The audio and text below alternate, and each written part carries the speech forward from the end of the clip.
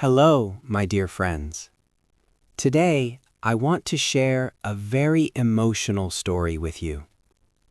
This story is simple, but it carries a deep meaning. It is about time, love, and the words we often leave unsaid. So please relax, take a deep breath, and listen carefully. There was a small park in a quiet town. Every evening, people came there to walk, talk, and rest. In the corner of the park, near an old tree, there was a wooden bench. It was not new. The paint was faded and the wood was cracked. But this bench had seen many stories. Every day, at exactly 5:30 in the evening, an old man came and sat on that bench. His name was Mr. Rahman. Mr. Rahman walked slowly. His hair was white.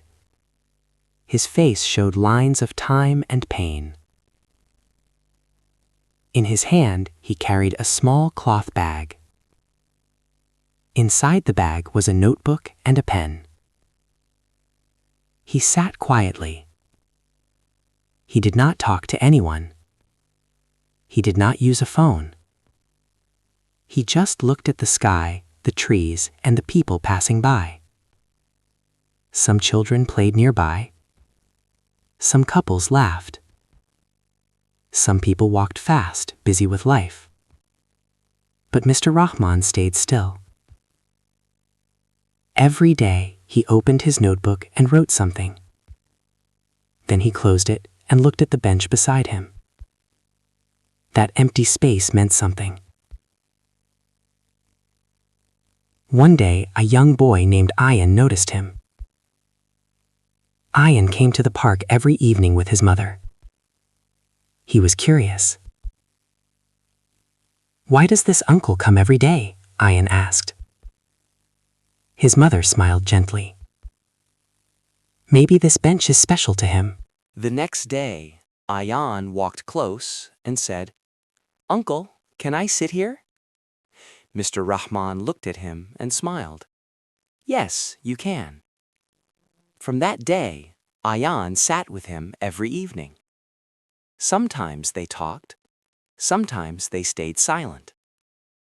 One day, Ayan asked, "Uncle, why do you always write in that notebook?" Mr. Rahman took a deep breath. "This notebook holds my unfinished words," he said. Ayan did not understand. Slowly, Mr. Rahman began to share his story. Many years ago, he used to come to this park with his wife, Salma. They sat on this same bench every evening, same time. They talked about small things, about tea, about their children, about dreams they never completed. Salma loved this bench. She used to say, "One day, when we are old, we will still sit here." But life moved fast. Mr. Rahman became busy with work, busy with money, busy with responsibility.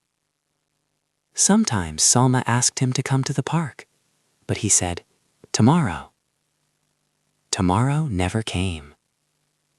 One day, Salma became sick, very sick.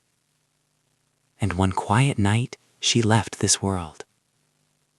After her death, Mr. Rahman found something in her bag, a small notebook. Inside it, Salma had written, "I wait for him on the bench. Even if he does not come, I wait. Because love waits." Mr. Rahman's hand shook as he read those lines.